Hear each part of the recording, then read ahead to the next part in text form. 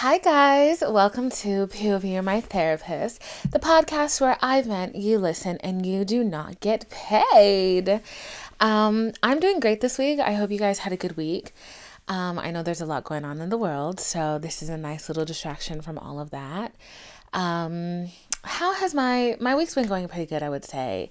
I had therapy yesterday. We talked about a lot, but I did fucking wake up really late this morning, and I truly felt like I was going to fucking throw up because I woke up at 4 in the morning for some reason, and I could not go back to bed. So when time came for me to get up and work this morning, I literally was just praying to Jesus. Like, all I wanted as a tiny sperm was to be a nepotism baby, was to come out of all I wanted when I was a sperm. I know what I wanted. When I was a sperm, I just wanted to be born to I don't know, like Barbra Streisand, or who was having babies in the 90s? Will Smith, or like Oprah doesn't have any kids, but I could have been the one accident. That's all I really asked for when I was a sperm, and that's not really what happened. I just wanted to be a nepotism baby, and I wasn't allowed that opportunity, and that's really affected me throughout the years. And I feel like if I could just ask God for one thing, I would have just asked very kindly and gently to be a Nepo baby, because being a hot girl and working a 40-hour week while doing a podcast, that's really hard.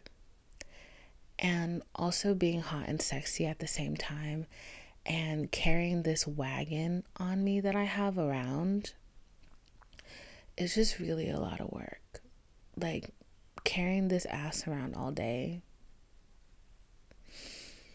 I just wouldn't wish this on anybody at all. Yeah. But that being said, and I will say that I actually, for once in my life, know exactly what we're talking about today. And today we're going to be talking about boundaries, because a while ago I did a Q&A on IG, on Instagram, and I asked you guys what you wanted to hear me talk about. And two things that came up were setting boundaries with people you're newly dating, with friends that you already have, with friends that you want to end friendships with family members. And so I think I'm going to try to cover those topics today. Boundaries is something that I've talked about a lot on this podcast, but I don't think I've actually gone into depth about it. And honestly, as much as I know about boundaries, and as much as I've been in therapy, and as much as we talk about boundaries, there was a point that somebody made the other day that kind of, I don't know, a lot clicked in that moment. I felt like a lot had clicked before, but this really was a moment where I was like, oh shit, that makes a lot of sense. So basically, a boundary is obviously a line that you create with somebody, and it is either a thin line or a thick line, and those people can either step over it or cross it, or just fucking ignore your boundaries. And there's a lot of people who ignore your boundaries, and I definitely have ran into a lot of people who ignore my boundaries, because I think the thing that took me a while to realize actually was that my boundaries are my own. And for a while, I've talked about this in different episodes, but I talk about specifically how I had a friend who she crossed my boundaries a lot, and I always thought I had really strong boundaries. And my therapist really low key, she had to dumb it down for me and be like, babes, you don't have strong boundaries, you're just saying things, you're not really carrying them out. So I would think for a while I really thought a boundary was oh, you can't fuck with me, you can't cross me, if you fuck with me, I'm gonna say something back, I'm gonna confront you. I thought having boundaries was being confrontational. For a hot minute, I thought that having boundaries was being confrontational. But I realized that having boundaries is a little bit more nuanced than that. And it really is, it has very little to do about the other person and more to do with yourself, right? So when you think about your friendships and your relationships and everything, any interaction you have with somebody, it's a two-way street. You're not in the street by yourself, but you can decide to walk out of the street, or you can decide to leave the street alone. And I think that's really what boundaries are. It's you have a set of standards for yourself that you abide by. If I decide that, so one of my boundaries that I don't intend on crossing is making out on the first date of me knowing somebody, unless like it's just a hookup, and then like I don't really give a shit because obviously it's just a hookup and I didn't take them seriously anyways. But like if it's somebody that like I really like and I have potential with, one of my boundaries is like, I'm just not going to kiss you on the first date. Like, I don't care. Like, I'm probably not going to kiss you for the first month. Like, if I see that there's potential there, I want to know that like you're actually in it for me. So that's a boundary that I'm not willing to cross. And like the way that that boundary works and sets up for me is, it's not I'm saying to the person, oh, you're not allowed to kiss me. You can't kiss me. I'm setting this boundary. You can't kiss me. It has more so to do with me. It's hey, I'm not comfortable kissing you. I don't know you. We're hardly friends and I don't want to kiss you at this moment. So I don't want to allow myself to do that. This has nothing to do with you. It more so has to do with me. And that's worked out a lot for me, because I think with relationships, the way people react to your boundaries says more about them than it ever does to you.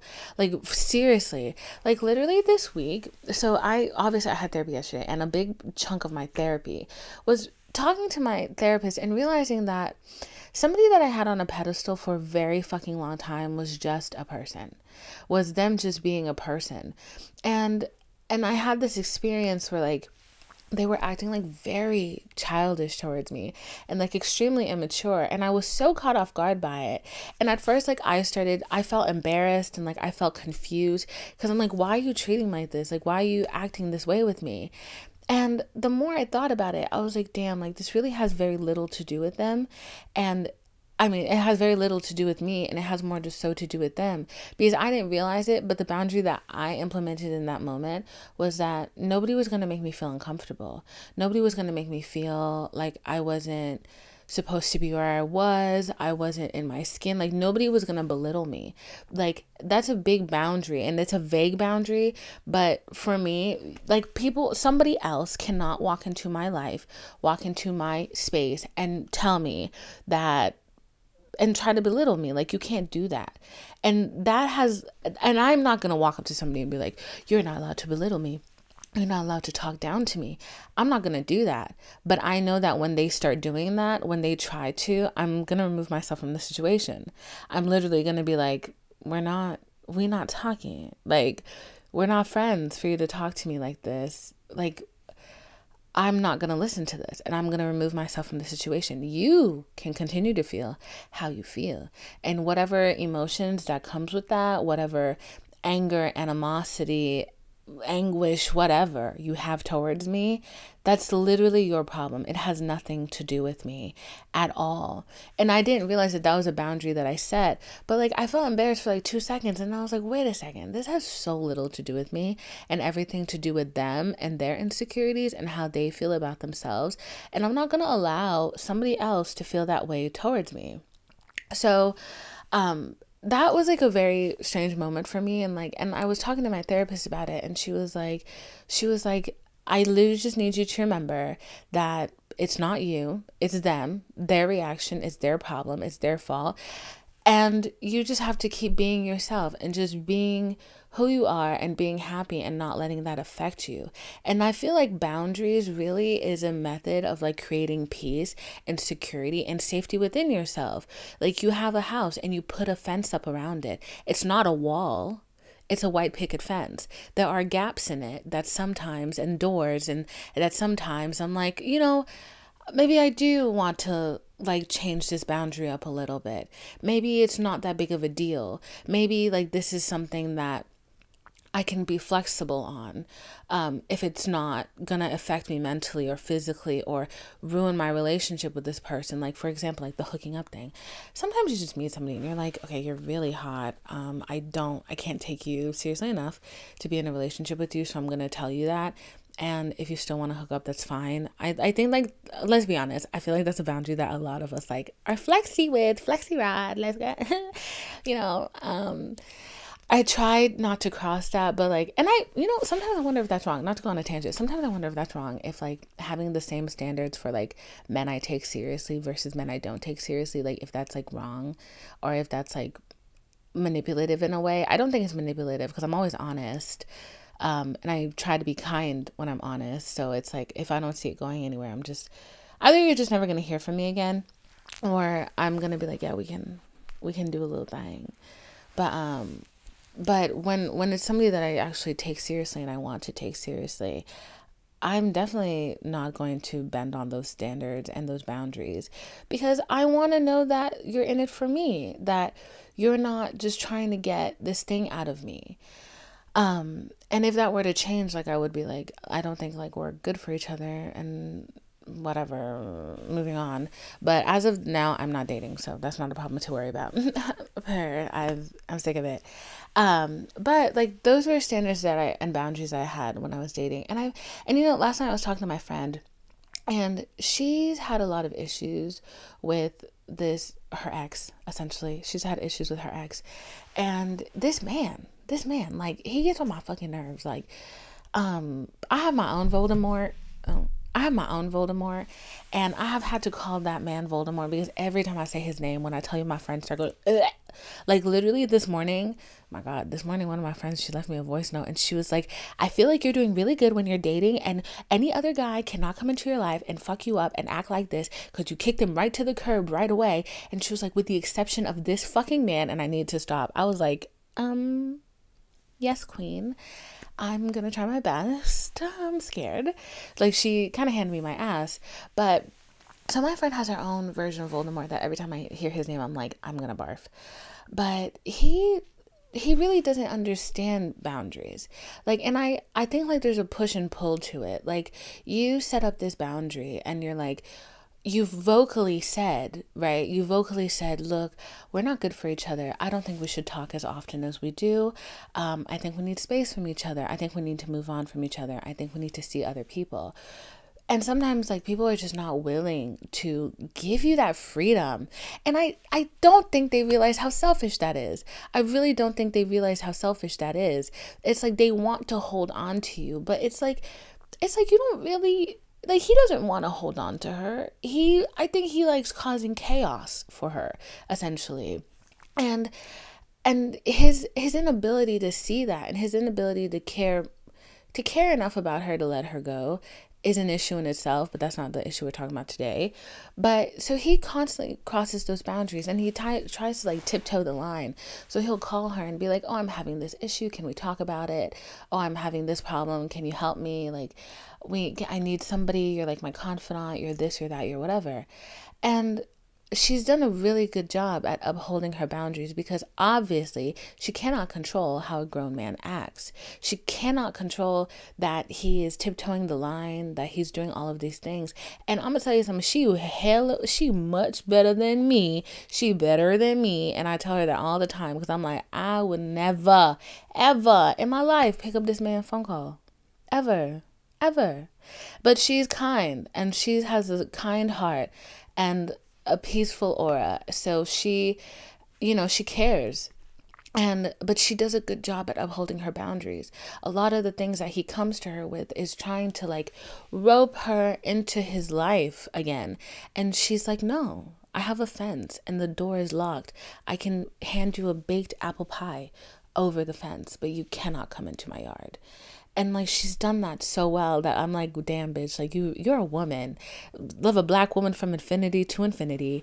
And like, and I had my first taste of that recently, where I didn't even realize it was like that person being really immature with me, being like rude, whatever. And me just being like, that's literally your problem.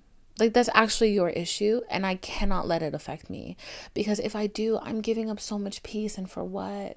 And if I do, I'm giving up my peace. I'm going to come at you. I'm going to be confrontational. I'm going to be angry, and then they're going to get exactly what they wanted from me. They're going to get a rise out of me. They're going to get a reaction. They're going to get me going to their level. And I understand, like, sometimes people are like, well, I think some people need to be put in their place and some people need to be told off. But it's like, I get that, but I think of how much energy that takes from me and how that is an exchange that will tire me and make me think too much about them.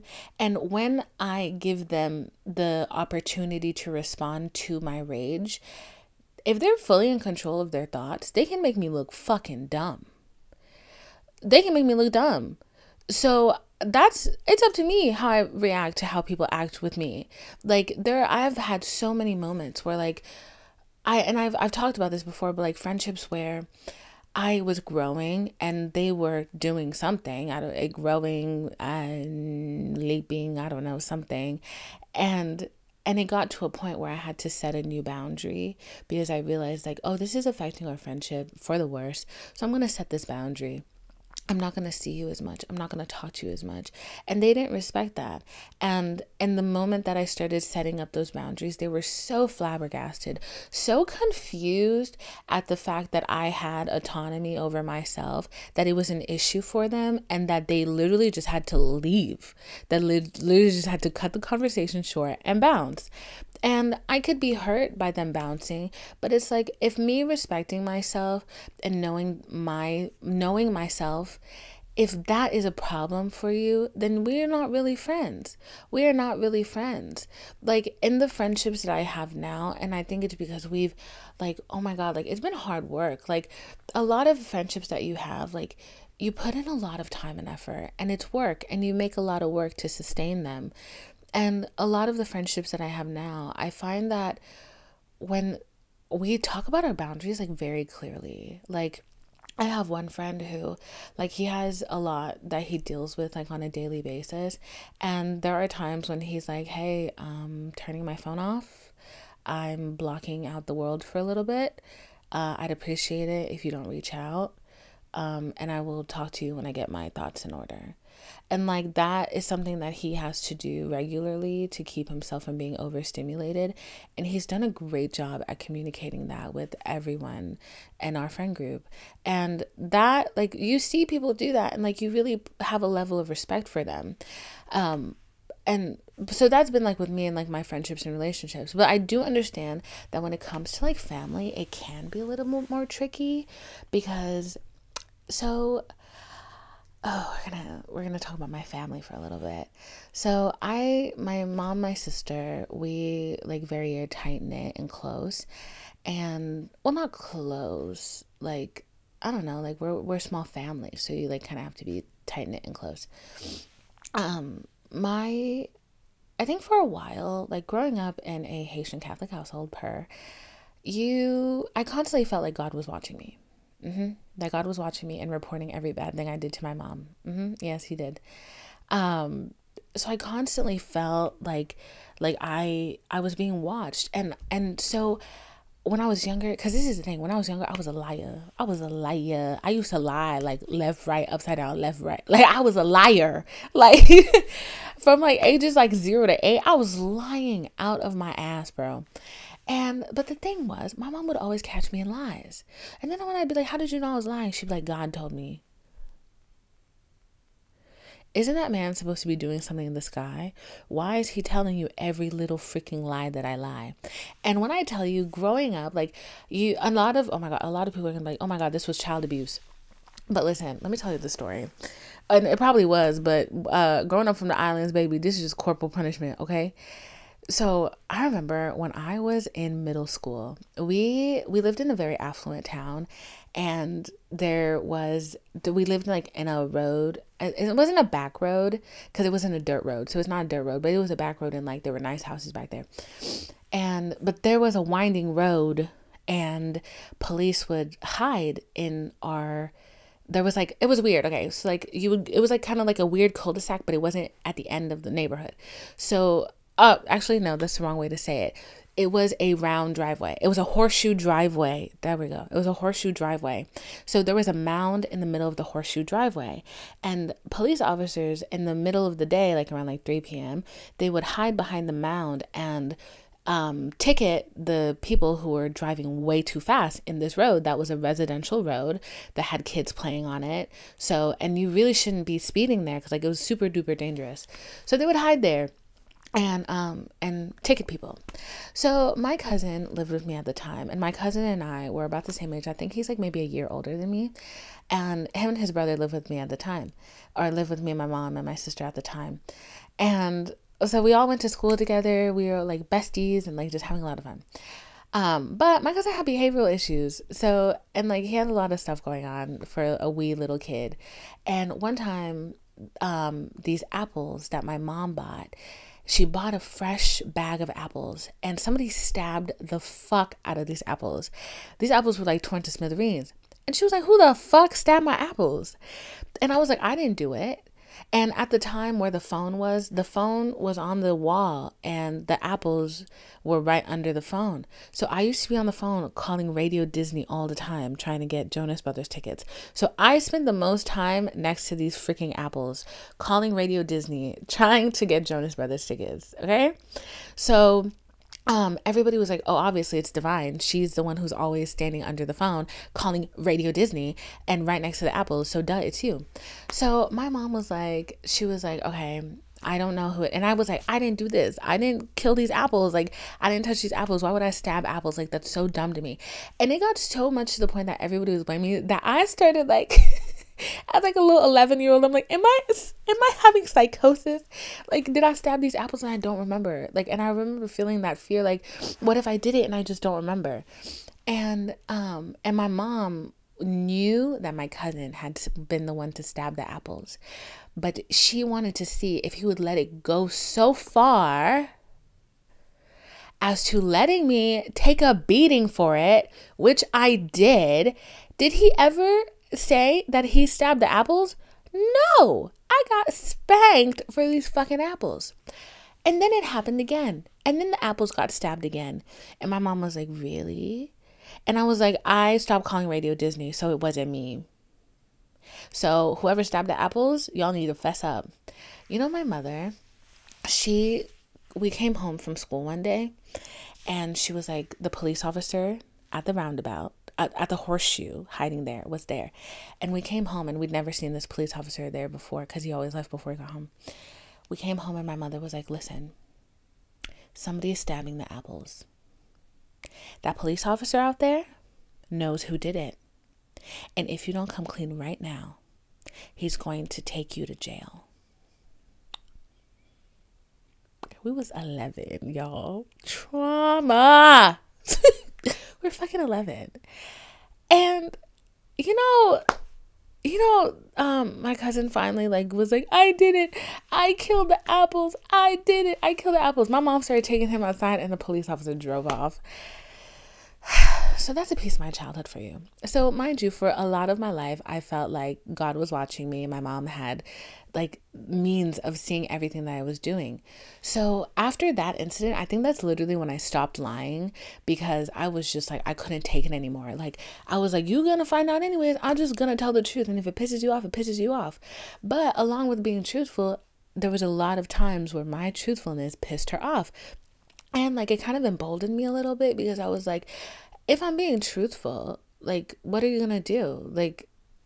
I have nothing to get in trouble for. I'll just be truthful about all the horrible shit I do. Also, I was extremely headstrong and combative as a child, and you simply just could not tell me what to do. I couldn't really be bullied by especially people in my family. You couldn't do it.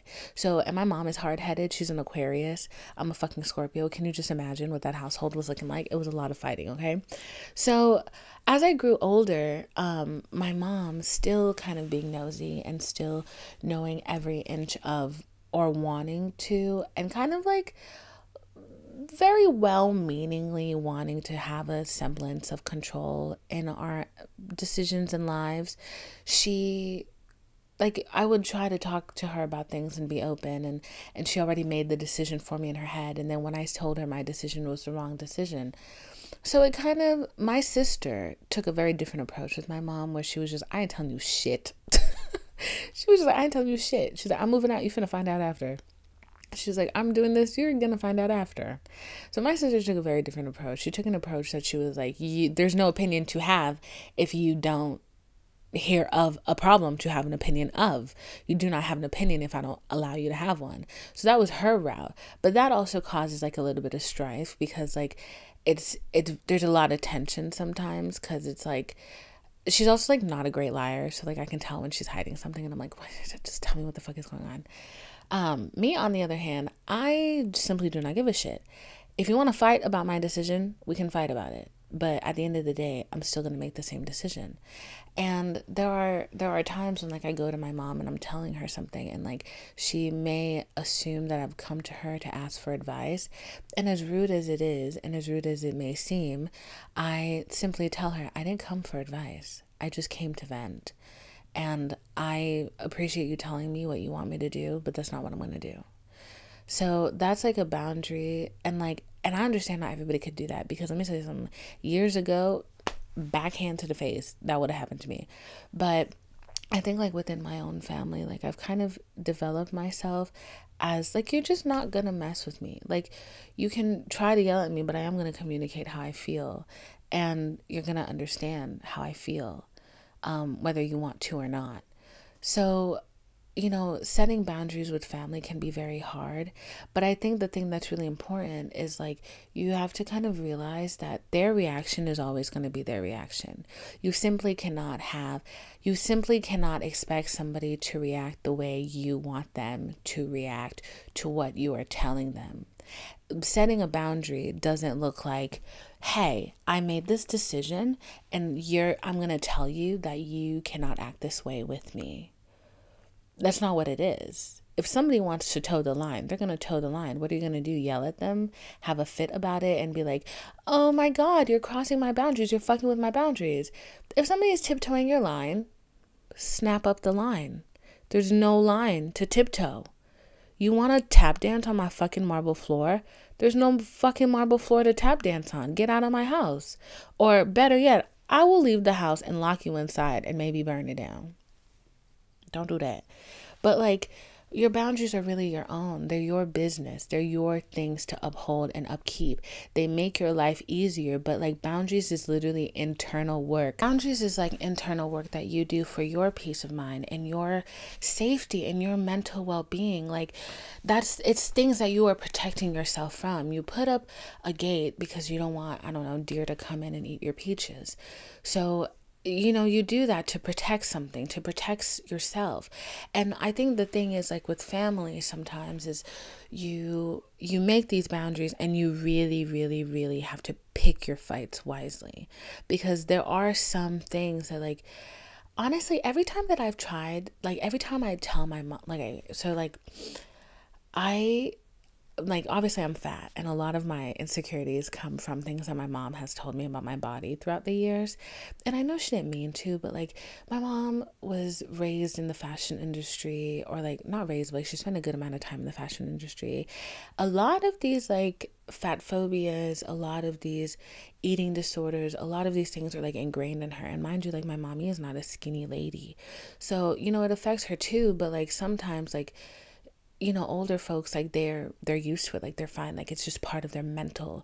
But for me, as like a younger person who wants to do what I want to do, who wants to dress how I want to dress, but I'm also aware that I'm fat, it fucks with my head. It fucks with my head. So one of the things that I don't like to do is, like, even if she buys me clothes, or like if I have new clothes I'm trying on, I don't like to try on clothes with somebody else in the room. Or like, I don't like to pick out outfits when there's somebody else in the room, because like, I will just show you the outfit when it's done. Like, why the fuck do you have to be in the room when I'm dealing with it? Because you're gonna say something about my body or the clothes that I'm wearing. That's a boundary that I have. But that is a physical boundary, and you need to leave my room, or I need to go elsewhere. And that is like a fight that comes up all the fucking time. And I tell her all the time that I'm like, it's not really about you. It's just, I don't like that. I don't like that. Like, I don't want to experience that, or like even have to think about, are you going to say something? That conversation never, ever goes over well, because I am asking her to do something that, one, she doesn't see a reason for, that two, she just simply doesn't, she's not going to relate to it. She takes it very personally. Like, I don't get it. Like, I literally cannot understand it, but she takes it very personally. So every time I've tried to have that conversation with her, it doesn't go over well.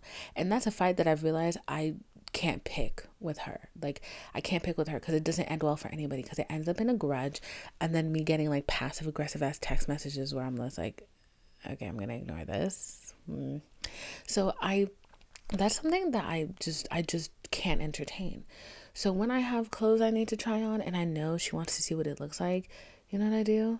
I'm like, oh, I'll try it on tomorrow. I try it all on. Whatever I don't want, I return it. I just make the time to do it on my own while she is doing something else, or like when I'm alone, and I don't have to worry about it.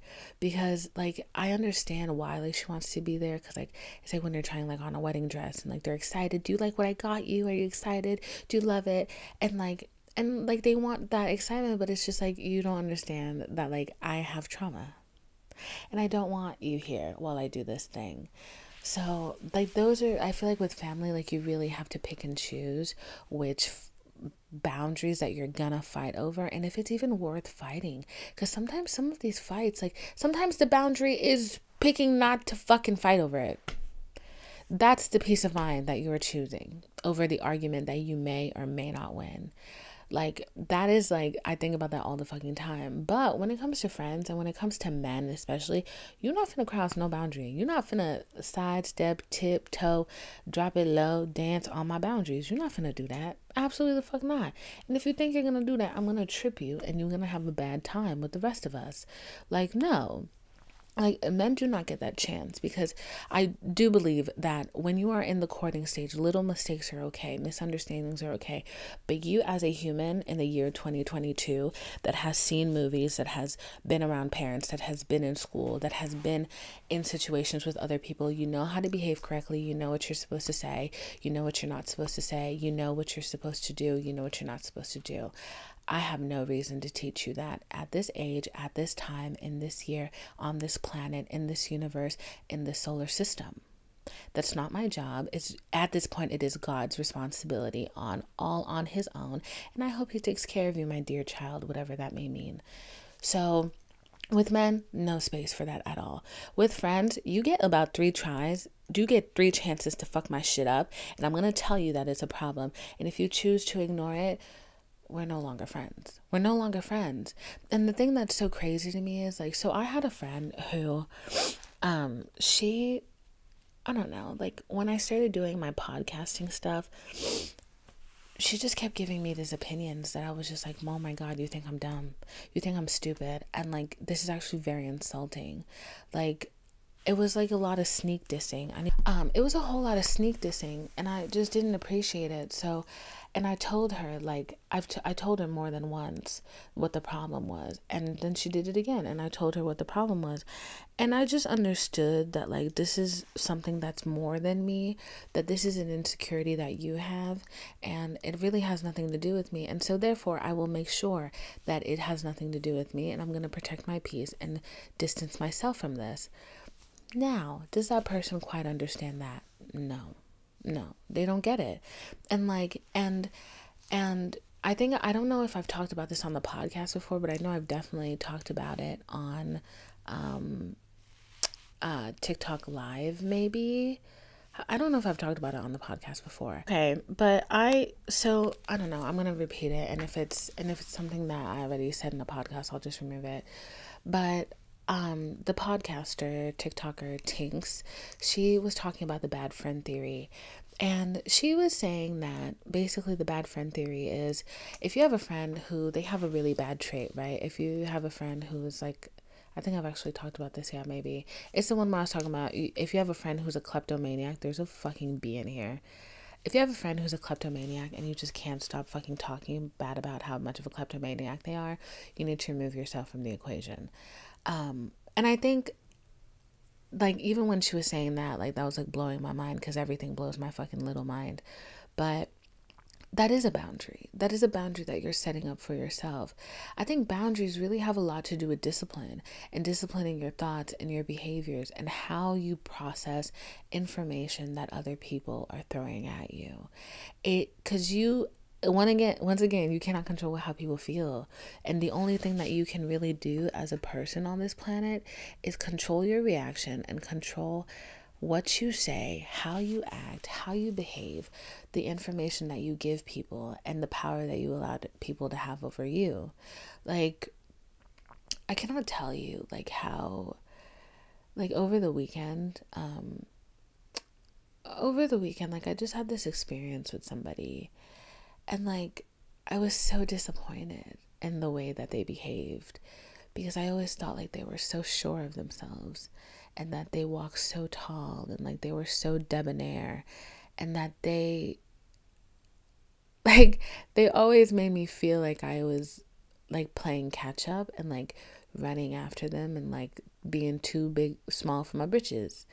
So I always felt that way about them, and I was always like, damn, like to be that sure of yourself, like it's that thing where I was like, oh, I love people, not people, but like specifically men. Like I love a good ignorant man, not ignorant but arrogant.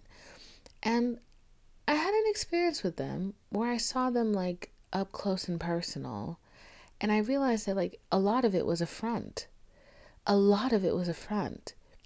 And when faced with this obstacle in their path, they had no idea how to navigate.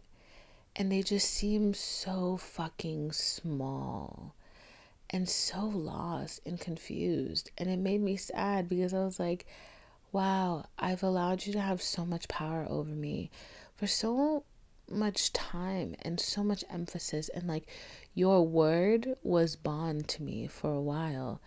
And now I'm like looking at them and I'm like, damn, that's fucking sad. Like, this is sad. Um, and I somehow like I think all of these things have to do with boundaries. And honestly, at the end of the day, when you set boundaries for yourself, you will lose a lot of friends. A lot of relationships that you wish had potential will lose. You will lose that. It's you're sacrificing a lot to keep peace and joy and protect yourself from chaos and people with bad intentions and people with loose morals and people with loose boundaries themselves.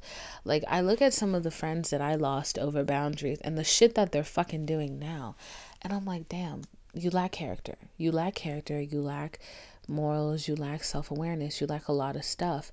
And other people will try to tell them the same thing, and they just take it in a completely different way that is not the criticism that it needs to be.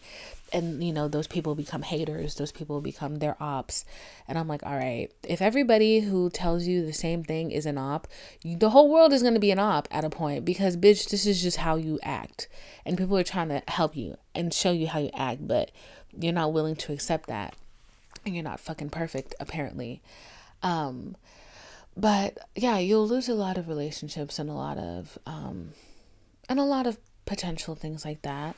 But along with like the line and vein of potential, this is like a point that I've been meaning to get across for a while. I just haven't had the right moment to say it. But I realized something really big the other day, which is like there's a difference between potential and trajectory. Like when you're dating a man, and you know, you set boundaries, you do all the things you're supposed to, and maybe like they're not, you know, maybe like they don't meet all of your standards, qualifications, you know, all of those things. Maybe they don't meet all of those things, but I think there's a difference between a guy who has a trajectory, which means like they're, you know, they're on the up and up, they're headed somewhere, they have a plan, they're trying, they have good intentions. There's a difference between a guy with trajectory and a guy that you think has potential. When you see a guy with potential, I feel like a lot of the times like you go out of your way to show them who they can be. They don't already see it. They don't really already see it. They don't really already get it. You want to show them how they can love you, how they can provide for you, how all of these things. And at the end of the day, he should already see that in himself. He just needs to be on the path to get there. And that's a point that I've really wanted to make for a while, because I've thought about that a lot. And she wants to be with a rich man. She wants to be all these things. And she wants to be like with a caretaker, and like, not a caretaker, lol, but like somebody who gives care very well. And even that, like I was actually thinking about that, was a lot of men, like they hear women talk about things that we are talking about, and they just decide that we don't really know what we're talking about, that they need to be the leaders, they need to be the big man, they need to be the one who's making all the decision. And it's like, yeah, you know, yes, you do, because a lot of women actually want that. But women are not gonna submit to you and give you full control like that if you don't make them feel safe, if they don't believe in your authority or your power. And like high key, like that's kind of what like I was like ranting about with to my therapist, because this person, I always felt so safe around them. And then to be in a situation where like I just didn't. I felt like they were very weak in that moment. I was really shocked. I was really shocked. But also like I was like, damn, thank you God for releasing me from the shackles of this fucking person. But but yeah, like it was, I was talking to my friend this morning, and he said to me, he was like, sometimes like the ones that you think are weak because they're quiet, because they're not assholes, they have a very strong head on their shoulders, and they can be very good protectors. And the ones that flash a big show when you're together, and then they face something in public and they get scared and they run and hide, and they're really just all talk. And I was just like, yeah, that's a weird hard bop to the head, but that's a lesson that you learn, I guess. But yeah, so that, I feel like that covers a lot about boundaries. Because I feel like it's weird, because like on one hand I feel like boundaries is an incredibly simple concept to understand, but it's just a hard concept to apply to life. And especially since people are always going to be like, why are you acting this way towards me now? Like, you weren't acting like that before. You switched up, you did that, you did this. And it's like, I'm trying to protect myself. And then somebody can be like, you're trying to protect yourself from me, like, am I dangerous? And it's like, you're not dangerous, it's just you're not good for me. Like, you're not good for my head, you're not good for my health. And like, and I think like it's so easy to implement these things like in relationships, like with somebody you're dating, because you have standards, like it's well understood. But like, it's harder with friends, it's harder with family, because friends, like a lot of friends will be like, you gave that man 9 chances and I get 0. And it's like, actually no, I gave that man 0 chances and you also get 0. Like, I've said that before, but I feel like there's this connotation that, like, I don't know, I've never met a girl who gives men more chances than they give their friends. I feel like I know more girls who give their friends way more chances than they give men, because I'm not around a lot of women who take up a lot of shit from men, even though I am a dumb bitch who takes a lot of shit from men. But not men, not, it's not plural, it's like one man, or like two, one or two, it's one, it's just one of them. um but yeah, that's over, that's ended. So I'm trying to decide if I want to like go into a different topic, because I don't want to go over time, because I'm at like 40 something minutes right now, and I feel like this is like a safe space. So actually, my friend Kenya gave me this idea, which I think should be included. She was telling me that if I am ever feeling my friend Kenya told me that if I am ever feeling overwhelmed, to make a list about the pros and cons in my life. And she was like, 9 times out of 10, you're going to see that the cons list has very little to do with you. And you're literally allowing other people's issues to intrude your life.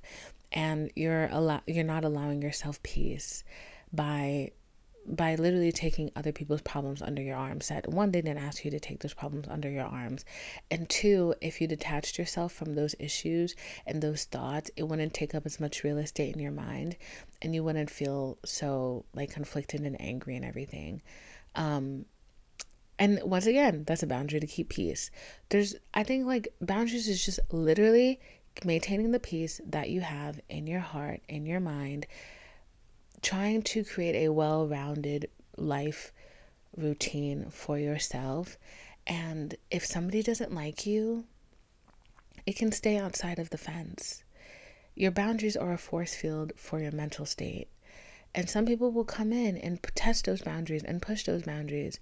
And I personally feel that after realizing, like, it can be an accident for somebody to, like, cross your boundaries. But, like, there's some people, they just want to come in and test it and see if you really mean what you say. And if you recognize somebody is doing that, cut it off. Cut it off. Because it's just they're never worth the time. They're never worth the effort. They're not adding anything into your life. Like, if there's somebody that you feel like you may lose them because you set up a boundary, lose them. They were never worth it in the fucking first place. For somebody to not care about your the things you need to feel safe, for somebody not to care that you feel mentally safe in their space, and all they have to sacrifice is a tiny behavior that makes you uncomfortable, they're not meant to be in your life. This is not a person that you need around you. This is not somebody that you need love from, because they're not really giving you love. They're taking something from you. They're taking your energy. They're taking your time. They're taking your ability to feel safe. And you just don't need that. And like, even like some of my friends, like they talk to me about their fathers, and I constantly have to remind them, like, girl, your daddy is just a nigga. He's just a nigga. He's just a nigga who donated sperm to you. He's nothing more than that. Because if all a person is doing is taking and taking and taking and taking, who cares if they're your family? Like, that's not what a family member does. Like, they can still be related to you by blood. And yes, you still have maybe a moral obligation to them in some capacity. But like, you have to set up restrictions to protect yourself, because especially like men, especially like fathers, like all the time, like I'm oh my God, all the time, I'm glad I don't know my daddy. I'm glad I don't know that man, because I'm 100% sure that if I knew him, all he would do is take and take and take and take and take from me. And at some point, you just want to stop being taken advantage of, no matter what their intentions are. And I feel like for a lot of my friends, like, who have daddy issues, like, that's one thing that they're always like telling me about, is like, if they set up boundaries with their parent, they'll just simply never see that parent again. And it's a really sad thing to think about. So like, they have to constantly weigh the pros and cons of doing this thing of, maybe I'll give a little bit of myself right now, just so I can keep this relationship for a little while longer. And I know for a while, like, somebody close to me, they just stopped talking to their dad. They just didn't talk to them anymore, because they realized that when their father wasn't asking them for anything, they had nothing to say to them. So they just stopped talking to their dad, and they never talked to them up until he died. And on his deathbed, he was more concerned about making his ex-wives feel like shit than reaching out to any of his children to say anything. So she really kind of like felt at peace when he passed, because up until his deathbed, he had no remorse or, no feeling of making amends or anything like that at all to do, which, that tells you a lot. And that's fucking sad. That's really fucking sad. You're dying and your last wish is to pass on bitterness and try to make people feel bad about things that they warned you that would happen to your life. Okay, do that, to be a man. But anyways, so that is everything I have to say about boundaries. Dear Lord, there was a lot, actually. It was a lot, but it wasn't. But now I'm at the 50-minute mark and I feel more comfortable ending this podcast here. But if you're listening on Apple Podcasts, please take a moment to write a review. You can leave another review, even if you've already left one. And I think you should.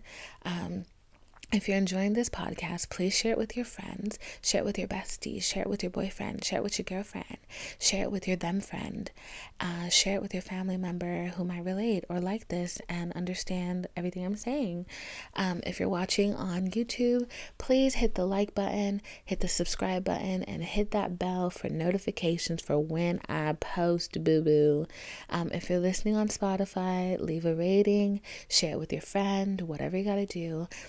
And if you want to take the time to follow me on Instagram, my name is Vinephilo, Vinephilo on Instagram. My TikTok is Dphile, Dphile, and my Twitter is @Wordes,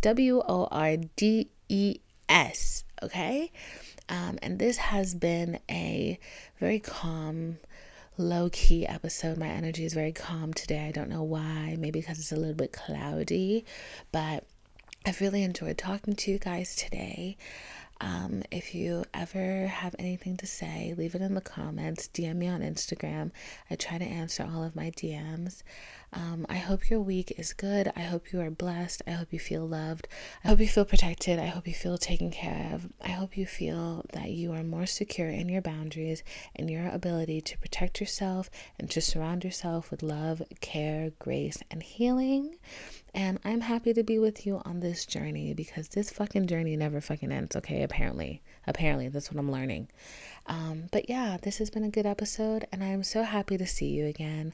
I will see you next week. Goodbye, my love. Mwah, mwah, mwah.